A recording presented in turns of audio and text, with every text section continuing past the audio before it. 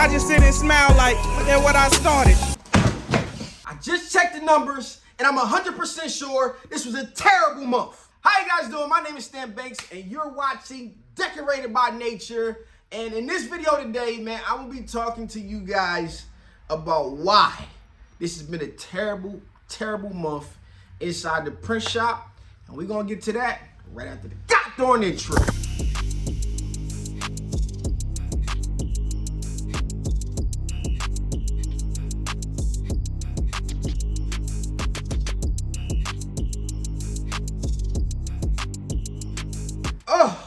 Oh man, where do I start? I just got back in the shop and I'm getting my bearings straight finally. It's been like a full month of just not even being in here. Like, I can't even explain it, man. I'm just happy to be able to pay the rent for the month as far as the shop goes, as far as the shop is concerned. Yeah, I don't even know where to begin, but I can give you guys a slight overview. One, we had shipping problems from hell. Two, our vending and our brand launch went great, but the vending part of the brand launch didn't go the way I expected it to go. The embroidery machine came with little hickeys, little problems that was going on to it. And I guess the last thing is that the shop didn't make money. Right? I didn't say I didn't make money, but the shop didn't make much of any money at all this month, and we got to fix. So let's jump into all of those in the detail, starting with shipping from hell. So the very first thing that went wrong, I would have to say, was we had shipping hell, and I mean H-E double hockey sticks, okay? And I'm not even gonna act like it was all bad, because one of the things that I am proud of that went down this week, this month rather, is we relaunched the brand pretty much overnight. Did a little bit of marketing and it worked out really, really well. And what ended up happening was we got orders. And I was able to get those orders in and out the door with my POD method, right? And for me, POD is press on demand, right? Press on demand is something that I firmly believe in when it comes to fulfilling for a brand or multiple brands, being able to use one set of inventory and tie it to a lot of different blanks with a lot of different print methods, mainly using different forms of transfers for the most part. So that's something that you guys want to learn about, want to talk about, want to be in class about. Go ahead, visit tshirtsocial.com, go to courses, and you'll find the press on demand mini course there for you guys to get that rolling. But on to the bad part of shipping hell, okay?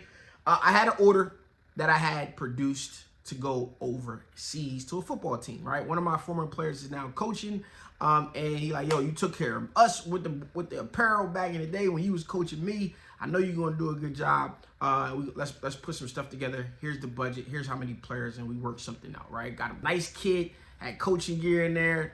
Really, really nice. So one of the things that I tell you guys is you don't have to do everything. And this was a job that I actually outsourced to another print shop. Why? Because of the quantity, the material, and the design, right? It was a ton of polyester shirts, right? It was like 60 sets. So I had polyester shirts, I had cotton shirts, I had shorts, and then I had polos. I'm just like, the quantity there, the mixture, I don't even want to get into this ball game here. Let me see what it'll cost me. Out here, I'm selling it at a retail price so I could pay for printing. But most of the issue that I would have ran into is printing a full color design where everything touches on polyester. I'm just not equipped to do it. So this was a job that I outsourced.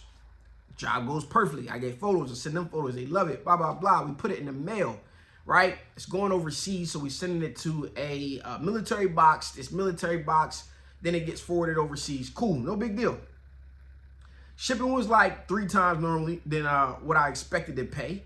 And so it ended up being like $100 a box, right? We got 3 boxes, $300. I was anticipating maybe $125 first experience. He's like, yo, I'll pay half. I'm like, bro, don't worry about it. I'll eat the cost. I'll just know for the next time.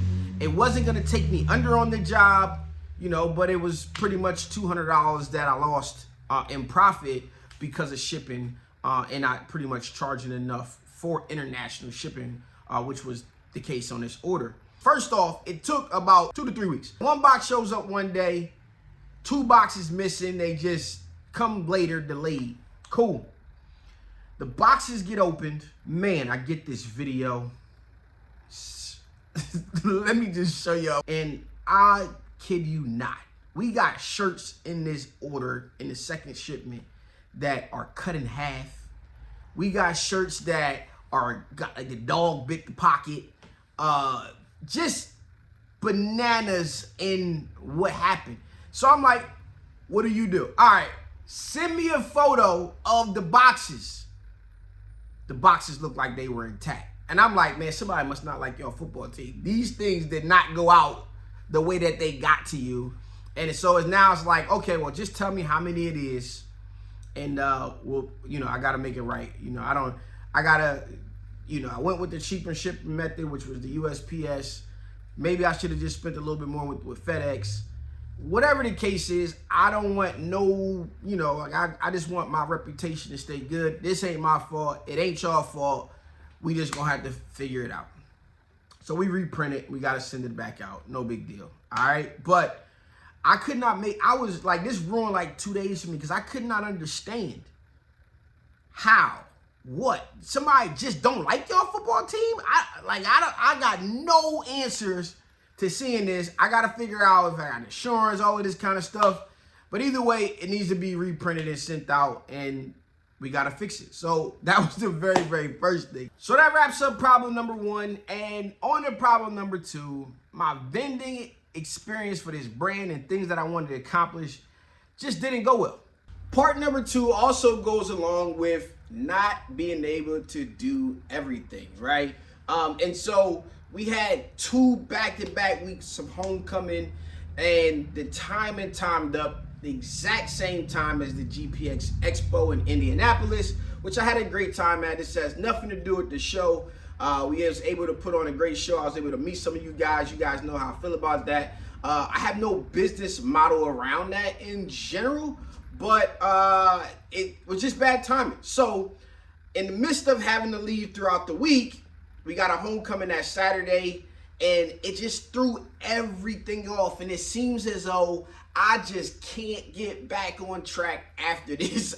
It's just bananas. So, and that's the first 2 weekends. So, boom, rolling the first bit. I'm like, oh man, I'm not going to be here. All right, let me just grab some stuff, put it together, and send it with my boy. So we did that. We put some designs together. And the weather ended up being the exact opposite of what it normally is. We didn't process it, but it was actually 2 weeks earlier than it normally is too. And so the weather was just nice. So the only thing that sold out of what was sent was the t-shirts. And that pretty much allowed us to break even. And I'm going to just keep it real with y'all. I took the rent money and I put it on this event, right? So being able to put that money back is a win. That's what I'm concentrating on. But now we got a little bit of inventory that I have to put together and create something, probably something for Black Friday, something with the Alumni Association in order to get these products moving.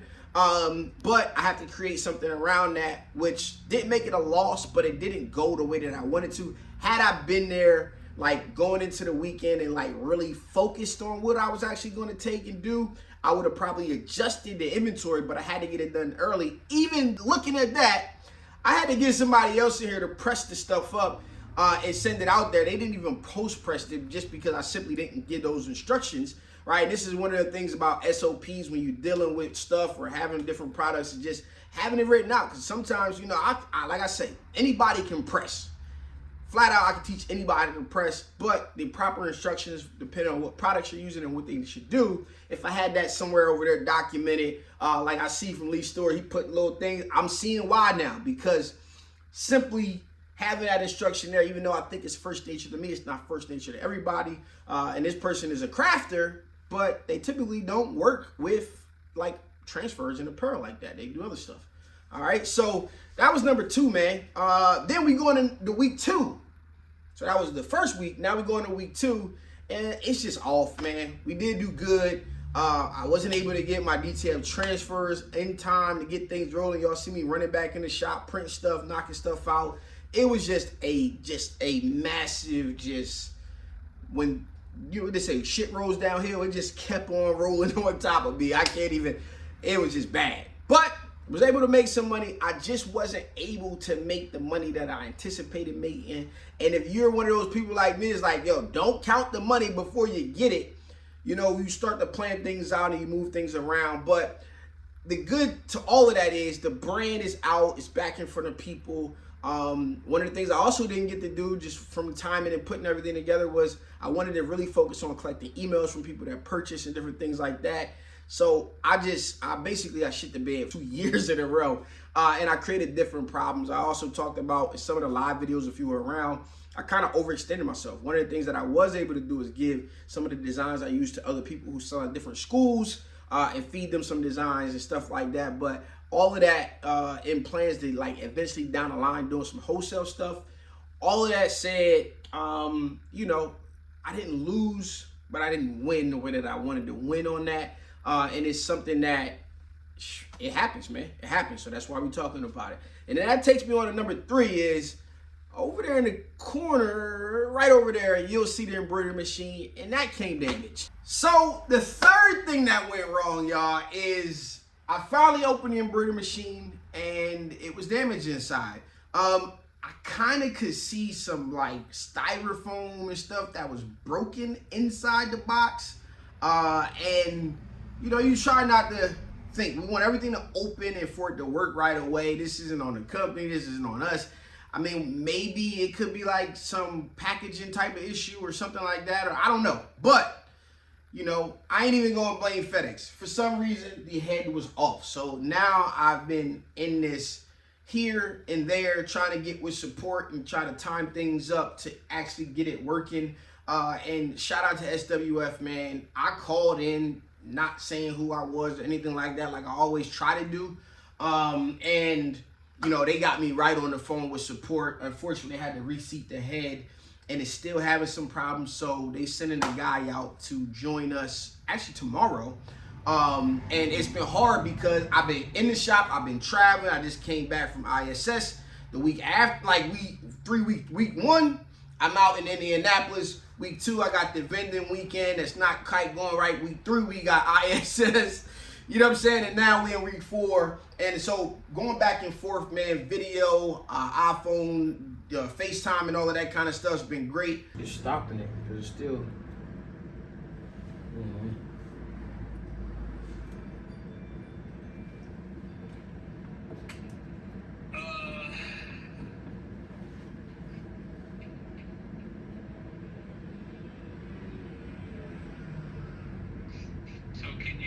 If you look at your needle front on from the needle plate, yeah, you gotta pull down. All right, can. I know I'm asking a lot of you. I'm sorry, I gotta call you back. My son might have just got hit by a car. I'm sorry. Oh my God. 1 second. Okay. All right. The support's been there. They're tentative, even with the smaller machine that I have. And then even, you know, hey, they got a guy. I'm like, man, I don't want to send somebody out here for this little thing. You know what I mean? I know where embroidery goes in the bigger shops, but he's going down to Baltimore or going down to Salisbury, Maryland, which is actually where my family, my mother is actually from, down in the country over there. Then he's coming to Baltimore and then he's going to hit me on the way back and slide through and get me up and running. I think that was super cool. I'm like, no, y'all got people out here. So having somebody in the area, and I believe he's only maybe an hour and a half from me directly, but having people in the area is something that's good when it comes to having, if you need support, having somebody come through.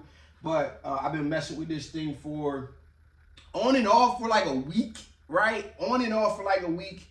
I would say I ain't really messed with that all this week, and I finally got time and called. Was like, all right, we just want to get somebody there, and they bringing somebody in on Friday. But that was one of the next things that just made my month go, and it just keeps going and keeps going. So we're gonna get this thing up and running. I got jobs for it as soon as we can get it up and going. And you know, hey, we got some hack jobs on the wall over there too. So what I may end up doing is just go ahead and going with a bigger machine at the end of the day. But I didn't want to not have this thing running because initially all I planned on doing was some left chest embroidery and just having this be the left chest guru area, just knock them out, knock them out, knock them out. And small space, so we kind of getting that rolling. And then the last thing, man, all that to be said, I did absolutely nothing in the shop, which meant the shop made no money. All right, guys, so as I said, man, this month has been a complete failure when it comes to the shop, right? And it's not that I didn't make any money. I'm actually just excited and happy to just be able to pay the rent around here after the month that I had. We've had consistent 10K months and even up to 13 and as low as 8 throughout this year, but we were on pace. And I haven't even checked in yet, but we still probably are going to hit our goal.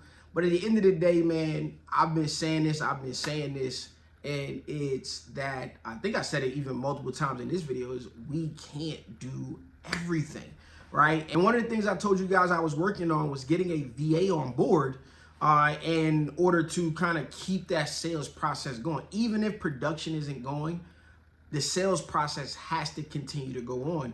And even if I am too busy, just like I outsourced that other job, you know, I could outsource other jobs depending on what I have going on. And as you guys know, at this point, I outsource all of my embroidery. So as long as that process of sales is still going on and orders are still being taken, I'm still able to make money in the shop, right? And it doesn't necessarily, even if I have to come back and go crazy in production, I'll have stuff to do. But I haven't been able to specifically line things up for myself because I'm literally focused on other things. And even when you're traveling and doing different things, you might lose a day just returning home. You know what I'm saying? And doing different things like that. So the shop didn't make any money this year. And that, I mean, this year, whoa, we don't want that. But the shop didn't make any money pretty much this entire month, right? I had a little odd job that I completed, which may have been like $250. I got some other things that I haven't quite gotten into invoicing and different things like that, simply just because I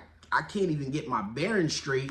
But again, the other things that I did jump into this month did produce at least back the rent money in a sense, but it actually did become fruitful. I was able to order inventory and do other things, but with my focus not being on the shop obviously suffered. So that is something that I gotta fix very, very soon when it comes to this entire process of everything that I'm working on, everything that I'm doing.